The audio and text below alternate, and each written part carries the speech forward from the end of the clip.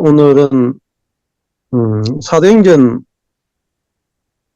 2장 22절 말씀을 한번 보기 한번 나누어 봤으면 좋겠습니다. 이스라엘 사람들아 이 말을 들으라. 너희도 아는 바에 하나님께서 나사렛 예수로 큰 권능과 기사와 표적을 너희 가운데 베푸사 너희 앞에서 그를 증거하셨느니라. 그다음에 24절에 하나님께서 사망의 고통을 풀어 살리셨으니 이는 그가 사망에게 매여 있을 수 없었습니다. 그 다음에 32절에 보면은요, 이 예수를 하나님이 살리신지라 우리가 다 이 일의 증인이로다. 이렇게 되어 있습니다. 성경을 이제 보실 때, 가장 중요한 부분이 주어 목적어 서술어를 찾는 것입니다. 대부분 이제 성경을 읽을 때 주어가 무엇이고 목적어가 무엇이고 서술어가 무엇인지 별로 그렇게 관심을 기울이지 않고 일반적으로 그냥 성경을 읽어 나가는 경우가 대부분입니다. 근데 그 주어가 무엇인지 또 목적어가 무엇인지 찾으면은 성경을 보는 관점이 완전히 달라지고 하나님 중심적인 성경 해석을 이제 하게 됩니다. 저도 이제 하나님께서 복음을 깨닫게 하신 제일 첫 번째가 주어 목적어 서술을 보게 하신 거거든요. 오늘 이제 말씀을 읽어보시면은 이스라엘 사람들아 이 말을 들으라. 너희도 아는 바에 이스라엘 사람들이 아는 게 뭐냐면은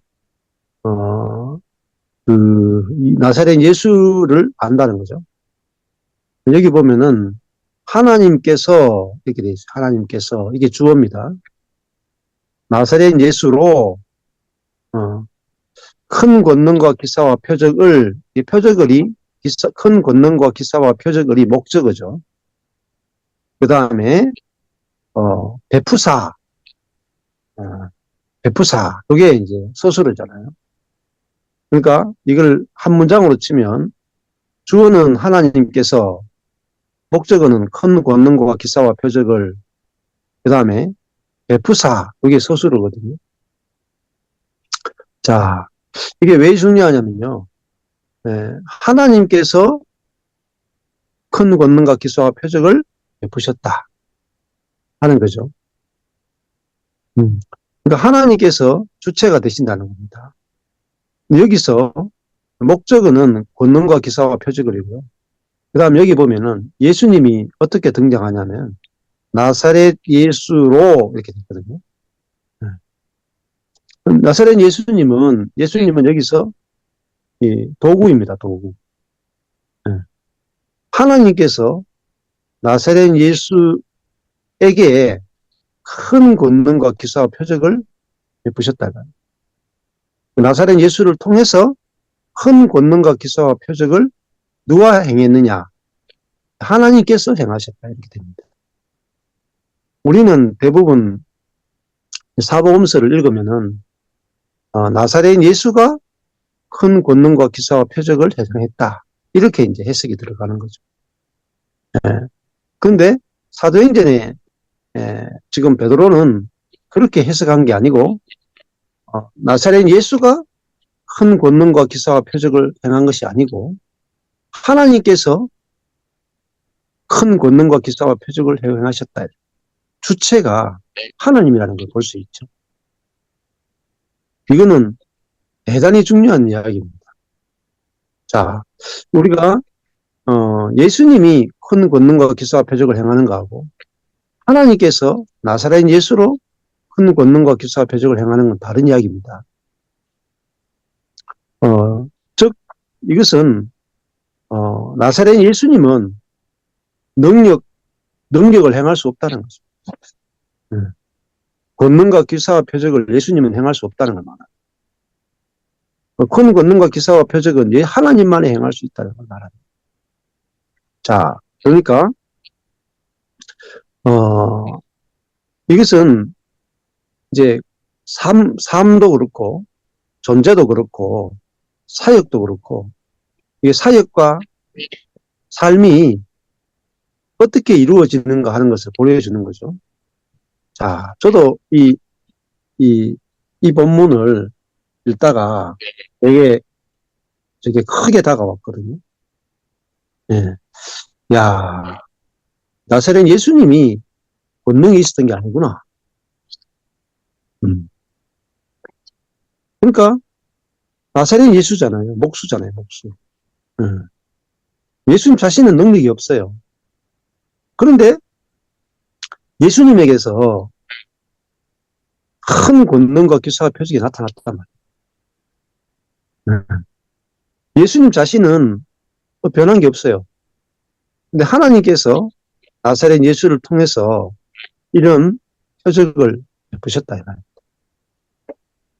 자, 이게 하나님께서 하시는 일이고 사역이라는 것입니다. 이 말을 하게 된 것은 앞에 있는 말씀 때문이죠. 2장 17절에 말세에 내가 내 영으로 모든 육체에 부어주리니 너희의 자녀들은 예언할 것이요 너희의 젊은이들은 환상을 보고 너희 늙은이들은 꿈을 꾸리라. 이렇게 되어 있습니다. 예, 이게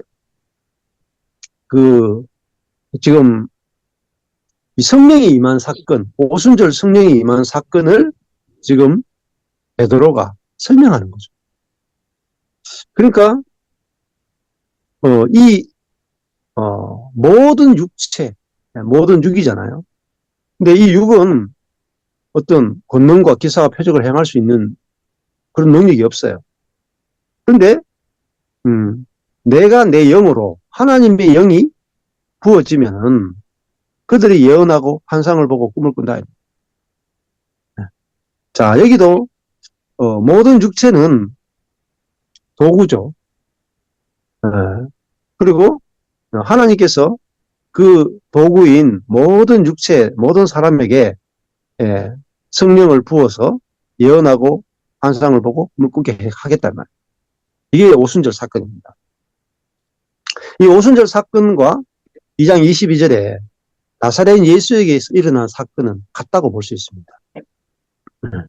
그러니까 예수님은 자신의 능력으로 사신 분이 아니고 자기에게 부어진 성령으로 살게 되신 거죠.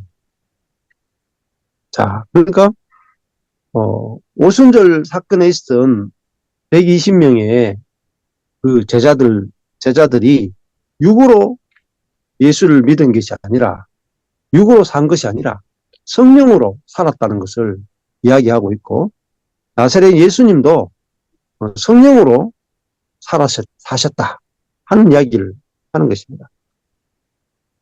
자, 그러니까 예수님이 능력도 없는데 예수님을 통해서 큰 권능과 기사와 표적이 막 나타나잖아요. 죽은 자도 나타나고 물 위로 걷기도 하고 병자를 고치기도 하고 귀신을 쫓아내기도 하고 예수님 속에서 말씀이 해방되기도 하고 하나님 자신이 예수님을 통해서 보여지기도 하고 이렇게 한단 말입니다. 그 주체는 누구냐? 하나님이십니다. 하나님께서 나사렛 예수로 이런 일을 하셨다는 거죠. 자, 이것이 바로 존재고 삶이고 사역이다 이렇게 볼 수 있어요.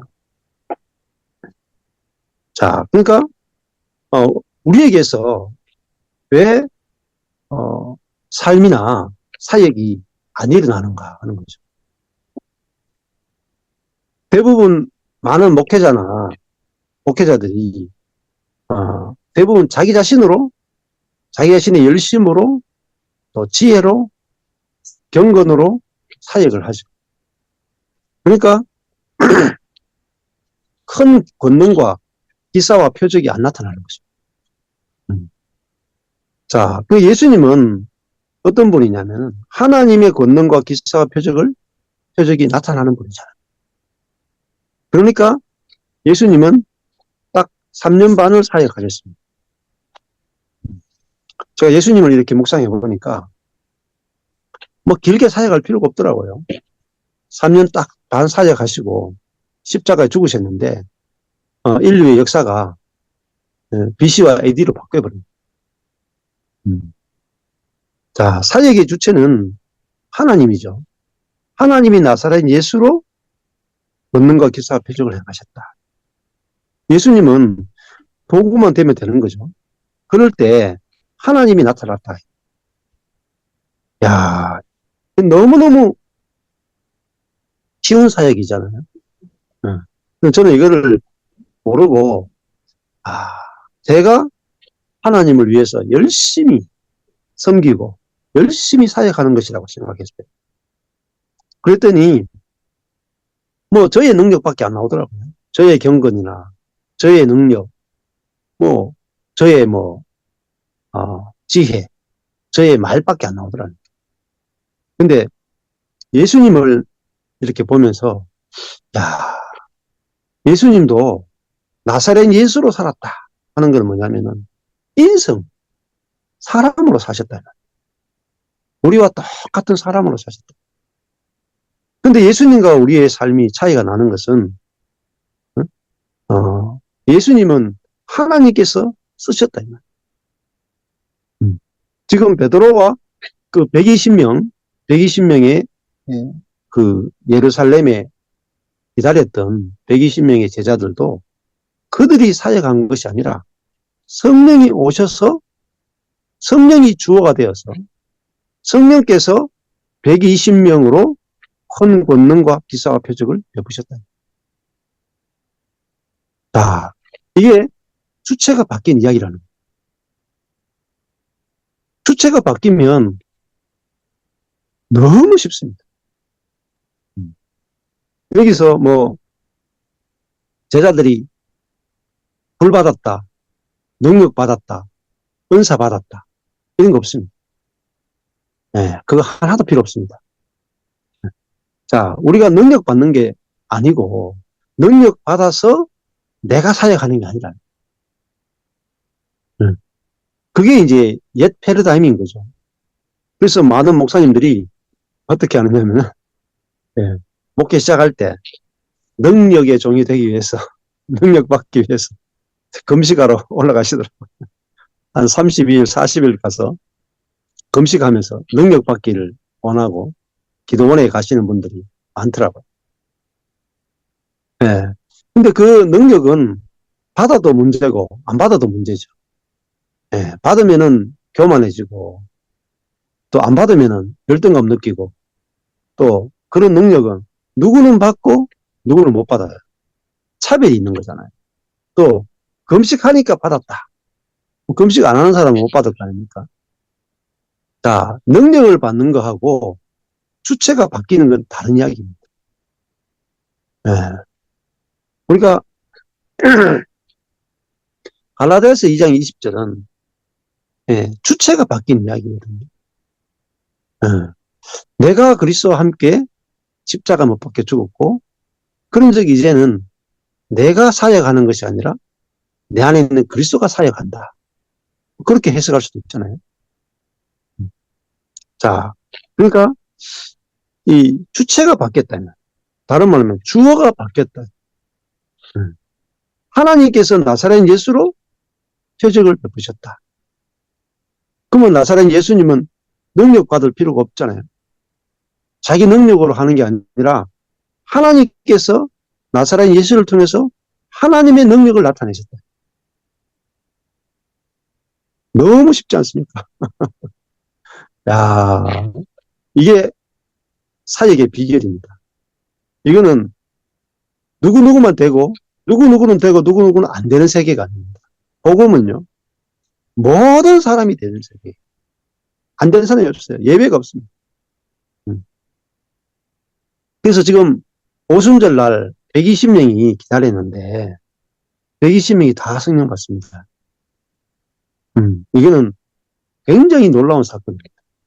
구약에는 성령이 임할 때 어떻게 임했냐면요. 어, 특정한 사람에게, 특정한 사람에게만 임하고요. 특정한 기간 동안 임하거든요. 그게 구약의 성령이었어요. 근데 신약에 지금 오순절에 임한 성령은 120명 기다린 모든 사람에게 부어졌다는 거예요. 120명 전부에게 부어졌다는 거예요. 그리고요, 일정한 기간 동안에 부어진 게 아니에요. 네. 성령이 그들 속에 내주해서 영원히 하나가 되신 사건이 바로 오순절 성령의 사건입니다. 그래서 2장 17절에 보면은 말세에, 이건 종말에, 메시아가 오는 때에 내가 나의 영으로 모든 육체에게 부어준다. 이게 구약시대에 선지자들이 그렇게 기다리는 것입니다. 모세가 자기에게 성령이 부어졌죠. 그랬을 때 모세는 자기에게만, 특정한 누구에게만 성령이 부어지는 게 아니라 모든 사람에게 성령이 부어지길 기다렸습니다. 그것이 뭐냐? 오순절 성령 강림 사건입니다. 자, 그러니까 이제 성령이 모든 육체에 부어진다. 그러면 그들이 어떻게 하냐면은 예언하고 환상을 보고 꿈을 꾼다. 그러니까 하나님의 말씀을 대언하고 그리고 환상을 본다. 진리의 세계를 보고 하나님 나라를 보고 그리고 그들은 이제 하나님의 세계를 꿈꾸고 소망하고 살아간다 이 말입니다. 자, 이것이 이제는 베드로와 그의 120명은 성령을 받기 전과 받은 후의 삶이 180도 다릅니다. 삶만 다른 게 아니고 존재가 달라졌거든요. 옛사람에서 새사람으로 완전히 달라졌죠. 그러니까 성령이 오기 전에는 그들은 옛사람이었습니다. 근데 오순절 성령 사건을 통해서 이제는 새로운 피조물로 살게 되고 그들은 부활의 생명으로 살게 되는 거죠. 그러니까 부활의 생명이라 하는 것은 사망을 이긴 생명이죠. 사망을 이긴. 그 영도 어떤 영이냐? 내 영으로 모든 육체에 부어준다 할 때, 지방교회나 이런 데서 그런 표현을 쓰잖아요. 어찌만니가 과정을 거친 영이다. 이런 표현을 쓰잖아요. 그거 상당히 아주 좋은 표현이죠. 왜냐하면은 구약의 성령은 과정이 없잖아요. 과정. 십자가와 부활과 성천이란 과정이 없이 그냥 사람에게 말씀을 전하게 하고 능력을 행하게 하는 그런 영이었단 말입니다. 그런데 신약에 오면은 이 말세에 부어지는 영은 예수 그리스도를 나타내죠. 예수 그리스도를 실제화시키죠. 그래서 그 과정을 나타내는 영이라고 했습니다. 무슨 과정이냐? 옛사람의 십자가의 죽음과 또 새로운 피조물로서의 부활과 또 하늘에 앉힌 바 되어서 하나님과 연합되어서 하나 되어서 하나님의 보좌에서 하나님의 생명으로 통치하는 그 존재가 되게 하는 게 뭐냐? 이 성령입니다. 그래서 이 신약의 성령을 새 영이라고 부르고 새 마음이라고 부르죠. 새 영을 받고 새 마음을 받으면은 새로운 피조물이 되는 것입니다. 자, 이 새롭다는 말은 어떤 의미가 있냐면 이전에 없던 것이라는 의미가 있습니다. 이전에 존재하지 않았던 완전히 새롭다 할 때 새로운 피조물이다. 이렇게 표현을 쓰거든요. 그러면 이런 것이죠. 부활의 생명이 뭐냐? 새로운 생명이죠. 자, 그럼 새로운 생명이 뭐냐? 사람에게 나올 수 없는 게 나온다. 즉, 내게서 내가 만들어낼 수 없는 것이 나온다는 거죠. 내게서는 나올 수 없고, 천연적인 내게서는 나올 수 없고, 오직 그리스도에게서만 나올 수 있는, 하나님의 생명에서만 나올 수 있는 것이 나온다. 이게 바로 새 생명이고 새로운 피조물이라는 것입니다. 자, 이것은 이론이 아니고 실제거든요. 예. 교리가 아니고 이거는 체험이거든. 이거는 거짓이 아니고 진리거든요. 그러니까 이것이 체험돼야 돼요. 체험되는 것을 거듭났다 이렇게 말하죠. 거듭났다는 게 뭐냐면 위로부터 아노센, 위로부터 태어났다. 위로부터. 그러니까 출생의 근원이 달라졌다. 우리가 처음에는 땅에서 난 자잖아요. 아담은 땅에서 난 자. 그리스도는 하늘에서 난 자라.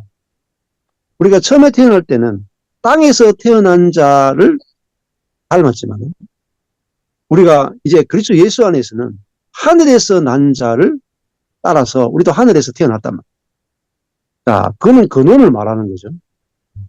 땅에서 태어난 자는 땅의 것으로 살고 하늘에서 태어난 자는 하늘의 것으로 산다는 말입니다. 자, 그러니까 야, 이거는 정말 어마무시한 일입니다.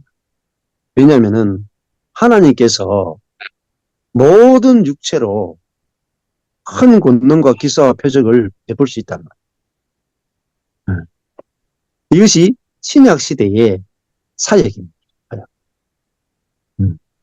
자, 그러면 뭐 사실 구약 시대에도 보면 하나님이 막대기와 같은 마른 막대기와 같은 모세를 80세 모세를 들어서 200만 명을 40년 동안 애굽에서 탈출시키고 광야에서 살게 하고 그 가나안 입구까지 딱 데려가잖아요.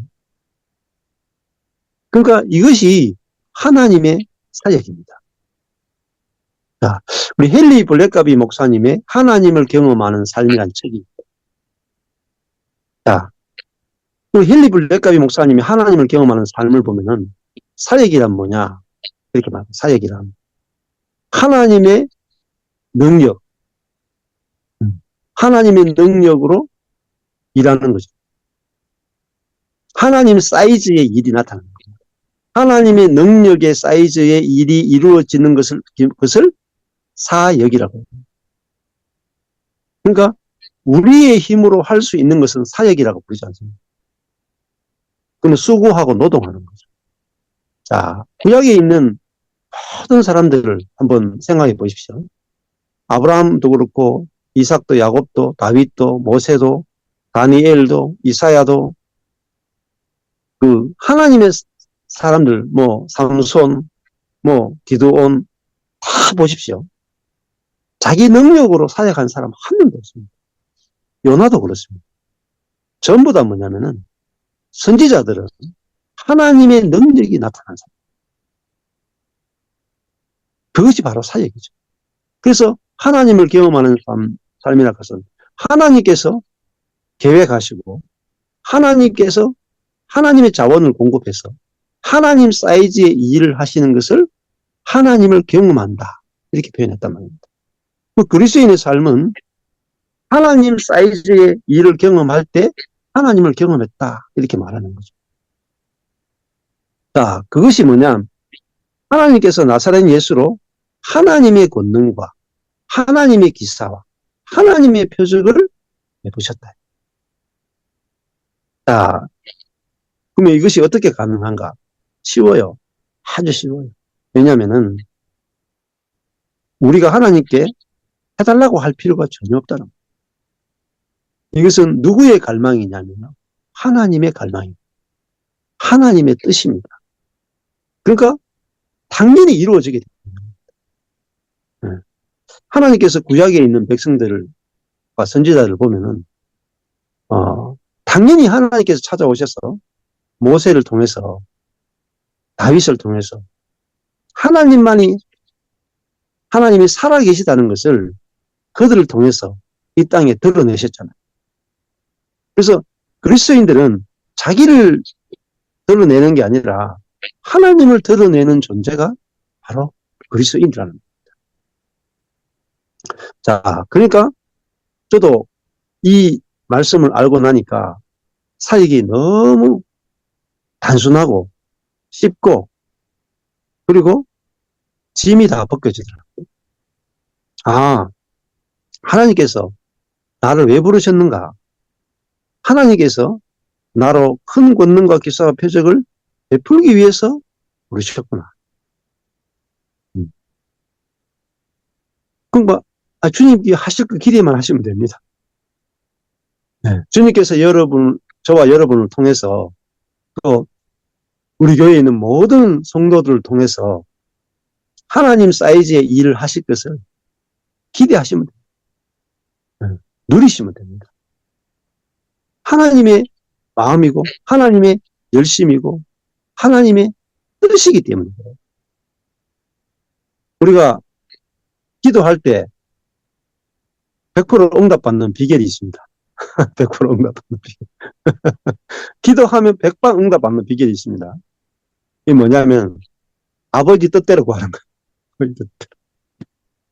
그러니까 자식이 아버지께 뭐 달라 그럴 때 아버지가 주고 싶은 것 구하면 100방 주시거든요.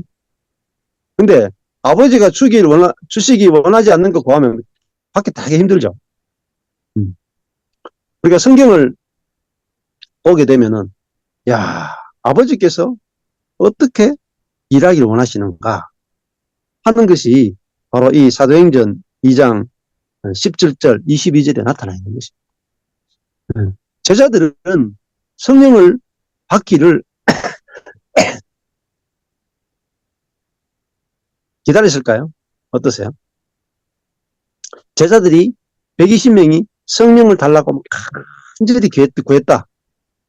성령을 주실 때까지 금식했다. 없어요. 그런 이야기 없습니다. 성경에. 네. 많은 그리스도인들이 성경을 잘못 읽는 거죠. 오순절 성령이 임한 것은요, 딱 10일밖에 안 됩니다. 예수님이 6월절에 십자가에 죽으시고 3일 만에 부활하고 40일 동안 제자들과 함께 있었죠. 그리고 50일째 오순절에 6월절부터 50일째 되는 오순절에 성령이 강림했습니다. 그러니까 예수님이 승천하시고 난 다음에 한 7일, 7, 8일 만에 성령이 오신 거예요. 뭐 7, 8일 기도해봤자 뭐 얼마나 기도했겠습니까? 일주일밖에 안 돼요. 자, 그들이 다락방에 모여가지고 성령을 보내달라고 간절히 기도했더니 성령이 왔는가? 네, 그게 아니고 그들은 성령이 왜 오셔야 되는지, 왜 필요한지, 성령이 어떤 분인지 알지도 못했습니다. 그걸 왜 기다렸느냐? 기다리라 그러니까 기다린 거죠. 기다리라 그러니까. 기다리면 어떤 일이 일어난지도 모르는 거예요. 기다리라 그러니까 아버지가 약속하신 성령을 기다리라. 그래서 기다린 거예요. 근데 아버지가 약속하신 성령이잖아요. 약속하신. 그 말은 반드시 준다는 거예요. 반드시. 우리 기다리는데 50일째 된 오순절에 성령이 오셔가지고 제자들을 새로운 피조물로 만들고 성령이 이끌어가는 사람으로 저절로 살게 된 것입니다. 자, 그러니까 성령을 주셔가지고 성령으로 살게 하고 그들을 교회로 건축하는 것은 하나님의 열망이지 사람의 열망이 아닙니다. 우리가 성령을 받기 위해서 기도하고 우리가 교회를 건축하기 위해서 노력하자. 이게 다 인본주의적이고 율법적 관점이다. 그러면요, 되게 힘들어요. 되게 힘들어. 받기도 힘들고 나타나지도 않습니다. 근데 이 주어가 바뀌면 하나님께서 나사렛 예수로 큰 권능과 기사와 표적을 너무나 행하기를 원하셨습니다. 그러니까 저절로 나타나는 거죠. 저절로. 제자들에게도 성령을 부어주기를 너무나 간절히 원한 분이 누구냐? 하나님이시다. 그러니까 거저 받는 거죠. 그죠? 마찬가지입니다. 하나님께서 우리에게도 이미 성령을 주시고 성령을 주신 이유는 우리에게서 성령이 나타나기 위해서 주셨다는 거예요. 성령을 해방시키기 위해서 주셨다는 거예요. 우리를 통해서 하나님이 어떤 분인가를 나타내기 위해서 성령을 주죠. 네. 우리가 그것에 아멘만 하시면 됩니다. 기대만 하시면. 자, 22절에 보면은 이렇게 말하죠. 뭐라고 말하냐면은 하나님께서 나사렛 예수로 큰 권능과 기사와 표적을 너희 가운데서 베풀어서 하나님께서, 다시 주어가 하나님께서 그를, 예수를 증거하셨느니라. 주어가요, 하나님이고요. 그를, 목적어가 예수님이에요. 증거하다가 스스로거든요. 그러면 하나님께서 예수를 증거하셨다. 이게 2장 22절이에요. 자, 하나님께서 우리를, 그리스도인을 증거하십니다. 누구로요? 하나님의 아들이라는 것을 하나님께서 우리를 통해서 하나님이 증거해 주신다. 그러니까 쉽지 않습니까? 저는 제가 이제 막 저를 증명하려고 노력했답니다.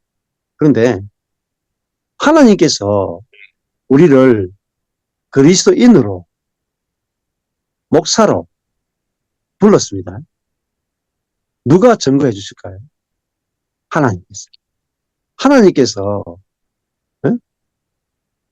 사람들 앞에서 어떤 목사를 큰 권능과 기사와 표적을 베풀어서 하나님의 사람이라는 것을 증거해 주신다.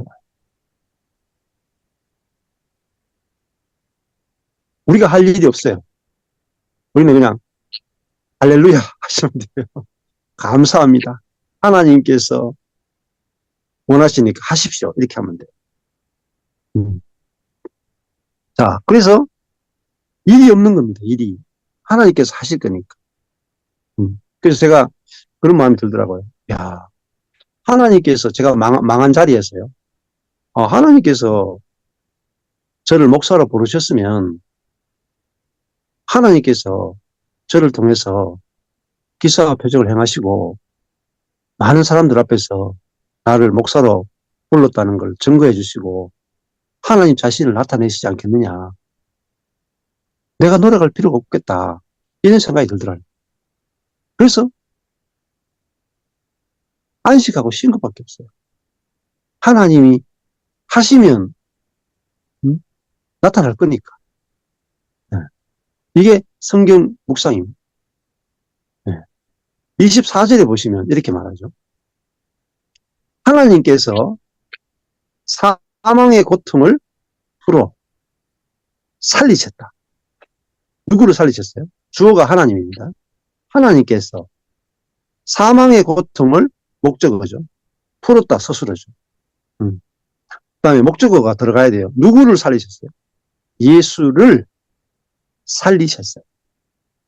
사망의 고통에 있는, 죽어 있는 예수를, 이게 문장이 이렇습니다. 하나님께서 사망의 고통 가운데 있는 예수를, 죽어 있는 예수를 풀어주셨다. 그리고 살리셨다. 이만 살렸다면 아니스테미, 부활시켰다. 여기도 보면은 주어가 하나님이고요. 목적어가 예수님이고요. 스스로가 부활시켰다. 자, 그러면 예수님이 스스로 부활했느냐? 하나님이 예수를 부활시켰느냐? 하나님이 예수님을 부활시키셨어요. 너무너무 중요한 겁니다. 아까 전에 읽었던 사도행전 2장 32절 보시면요. 이 예수를 목적어죠. 이 예수를 목적어잖아요. 하나님이 주어죠. 살리셨다, 스스로죠. 딱 문장이 나오잖아요. 하나님이 이 예수를 부활시키셨다. 그러면 예수님은 하신 게 뭐냐면 십자가에 달려 죽고 3일 동안 무덤에 장사 지내서 죽어 있었어요. 죽은 자는 아무것도 못해요. 그런데 하나님이 죽어 있는 예수님을 부활시키셨다. 그러니까 부활된 거예요. 예수님이 3일 만에 부활하는데 예수님의 어떠한 노력도 들어있지 않습니다. 예수님의 어떠한 능력도 들어있지 않습니다. 왜? 죽었기 때문에. 죽은 자는 능력을 쓸 수가 없어요. 이게 부활입니다. 자, 하나님이 죽어 있는 예수를 부활시키셨다. 네. 이것이 진정한 그 부활이잖아요. 그러면 우리도 어떻습니까? 우리도 내가 죽은 자리에서 부활하는 것도 우리가 스스로 조금의 능력도 필요 없습니다. 어떠한 애씀도 필요 없어요. 3일 동안 장사 지낸 바 되어 있습니다. 근데 하나님께서 예수를 부활시키고 싶으니까 부활시켰다. 그러니까 뭐 부활되는 건 너무 쉬운 거예요. 너무 쉬운 거. 조금 더 노력이 필요 없습니다. 이게 부활의 세계란 말입니다. 저절로 되어지는 세계. 하나님 쪽에서 일방적으로 하시는 세계. 이거를 은혜라 그럽니다. 복음. 하나님 쪽에서 일방적으로 하신다. 이걸 복음이다. 네. 자, 이것이 사역이죠, 사역. 진짜 사역이죠. 그래서 저도 이 주체가 바뀐 사역. 네, 정말 놀랍지 않습니까? 하나님께서 우리를 증거해 주신다.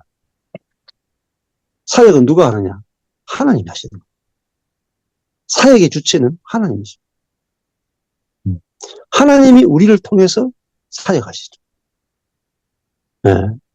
그러면은 모든 사람이 다 놀라운 사역이 일어날 수 있습니다. 하나님 사이즈만큼, 하나님 능력만큼 사역이 일어난다. 그러니까 이 복음의 진리를 알고 나니까 제가 분주함이 없어지더라고요. 뭐 다른 사람과 비교하는 것도 없어지고 딱 하나 그냥 하나님께서 어떻게 행하시는가 지켜보는 것밖에 없었어요. 지금도 마찬가지입니다. 근데 시간이 지나면서 진짜 저는 무덤에 누워 있는데 하나님께서 저의 존재건 사역이건 모든 것을 부활시키시더라. 일으키시더라. 네. 그래서 사역의 주체가 하나님이다. 이것이야말로 우리가 진짜 복음 중에 복음이고 모든 목회자들을 절망 가운데 있고 사망의 고통 가운데 있는 목회자들, 절망의 고통 가운데 묶여 있고 자기의 능력의 한계에 묶여 있고 그런 탈진, 그죠? 개척교회 목사인데 성도가 없었어. 이제 돈이 없고 재정이 없어서 막 자살하는 경우도 있다. 우울증이 오고 광장이 오고 전부 다 왜 그랬습니까? 사역의 주체를 우리 자신으로 두기 때문이죠. 교회의 건축의 주체를 성도들에게 두기 때문이죠. 전부 다 뭡니까? 자원의 결핍입니다. 능력의 결핍이죠. 왜 그러냐면은 원래 사람은 하나님과 이렇게 연결되게 돼 있어요. 하나님이 생명나무잖아요. 생명나무. 또 우리는 가지예요. 하나님의 생명에서 딱 접붙여지면 이런 존재가 원래 사람으로 지었단 말입니다. 그러면은 사람은 하나님의 생명나무고 우리가 생명나무의 가지예요. 그러면 사람은 자기 자원으로 살도록 지어진 게 아니라 하나님의 생명나무의 자원을 공급받아서 열매 맺도록 살도록 지어졌거든요. 그래서 사람은 하나님의 생명과 자원과 모든 것들을 공급받아야 열매를 맺을 수 있어요. 결핍에 이르지 않습니다. 그런데 한정된 나의 자원, 나의 생각, 나의 감정, 나의 의지, 나의 힘, 나의 지혜, 나의 열심으로 사역하면 다 고갈되게 되어 있습니다. 예수님은 능력이 고갈된 적이 없고요. 말씀이 고갈된 적이 없어요. 네. 왜 그러냐면 자기 것으로 살지 않기 때문에 하나님의 생명이신 하나님과 연결돼 가지고 하나님의 것으로 살았기 때문에 부족함이 없는 거죠. 그래서 모든 삶과 또 존재와 사역이 하나님의 무한한 자원에 연결되어서 하나님의 무한한 자원을 공급하는 존재가 뭐냐? 그게 바로 사람입니다. 그걸 다른 말로 하면 이렇게 표현할 수 있습니다. 사람은 강과 같다, 강. 네, 강이라고 하는 것은 중간에 있잖아요. 저 위에서 계곡에서 물이 흘러오면은 강을 거쳤다가 강에서 바다로 흘러가잖아요. 네. 강은 받은 것이 없이는 흘려보낼 수 없죠. 받은 만큼 흘려보냅니다. 자, 근데 하나님은 어떤 분이냐면, 하나님은 이스라엘의 지형으로 보면 헐몬산이죠. 헐몬산에 물이 흘러가지고 갈릴리 바다에 가서 모이죠. 그럼 갈릴리 바다에서 요단강으로 물을 보내죠. 그러니까 갈릴리 바다는 헐몬산에서 받은 만큼 요단강으로 흘려보낼 수 있습니다. 근데 헐몬산은 절대로 눈이 녹지 않고 끊임없이 공급하는 산이 뭐냐? 헐몬산이잖아요. 그 이스라엘 지형에서 헐몬산은 하나님을 상징합니다. 그래서 헐몬산에 눈이 녹아서 이슬이 내리는 지역까지가 다 생명이 자라는 농사 지을 수 있는 땅은 헐몬에 눈이 녹아서 이슬이 덮이는 곳은 농사를 지을 수 있고 그렇지 않은 지역은 사람이 살기도 어려운 아주 광야가 되어버리는 거죠. 자, 그러니까 사역은 내 것으로 하는 게 아니고 공급받은 것으로 하는 거죠. 그러니까 사실은 강은 힘이 하나도 들지 않습니다. 저절로 흘러들어오고 저절로 흘러보내죠. 강이라는 존재 자체는 힘이 하나도 들지 않습니다. 근데 내가 내 안에 있는 걸 퍼내가지고 주려고 하면은 되게 어렵단 말입니다. 우물 같은 경우에는 퍼서 줘야 되거든요. 박박 긁어가지고 물론 푸면 계속 나오지만은 어느 정도 되면 지하 자원도 없으면 우물도 마른단 말입니다. 근데 강은 주는 것도 힘들지 않고 받는 것도 힘들지 않고 주는 것도 힘들지 않아요. 자, 우리 자신을 하나님 앞에서 강과 같은 존재, 가지와 같은 존재로 하나님 우리를 만들어 놨기 때문에 이미 우리는 강인 거예요. 하나님 앞에서. 이미 내 안에 그리스도가 살고 계시단 말입니다. 자, 그러니까 이거를 갈라디아서 2장 20절을 요약하면 이럴 거라고 볼 수 있습니다. 내 안에 영 안에 그리스도가 계시다. 근데 영 안에 계신 그리스도 이거는 다른 표현하면요. 댐이에요, 댐. 우리 여기 청도, 경산 옆에 보면 청도 가면 운문댐이라고 있습니다. 운문댐, 운문산, 엄청나게 큰 댐이 있어요. 물이 엄청나게 많이 고여 있습니다. 그 댐이, 운문댐이 어디 들어와 있느냐면 우리 영에 들어와 있는 거죠. 생수이신 하나님이, 생수이신 성령이 우리 영 안에 들어와 있는 거예요. 또 우리 안에 물이 어느 정도 들어있느냐? 운문댐만큼의 생수가 들어있는 겁니다. 그러면 우리의 혼이라고 하는 것은 뭐냐면요. 수도관이에요. 수도관.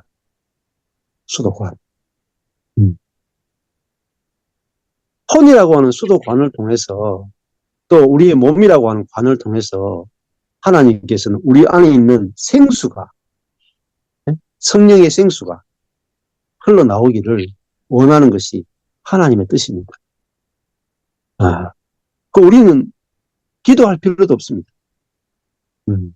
우리가 이미 그런 존재라는 사실을 알고 믿고 안식하면 저절로 우리 속에서 생수가 끊임없이 한량없이 성령님의 사이즈만큼 나오게 되어 있습니다. 이것이 바로 사역이라고 볼 수 있습니다. 그래서 우리 삶과 사역이 어디서 나오느냐? 우리 영에서 모든 것이 나온다. 이렇게 보시면은 얼마나 이게 쉬운 길인가. 모든 사람에게 주어진 동등한 축복이 바로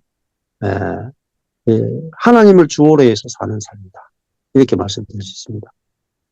그래서 우리가 사는 날 동안에 나로 살고 나로 사역하는 것이 아니라 하나님께서 우리를 통해서 사시고 하나님이 우리를 통해서 사역하시고 하나님이 우리 교회를 통해서 사역하는 이 놀라운 축복들이 나타나고 또 그것을 통해서 옆에 있는 많은 교회들을 살리는 일에 우리 인생이 쓰였으면 좋겠습니다. 감사합니다.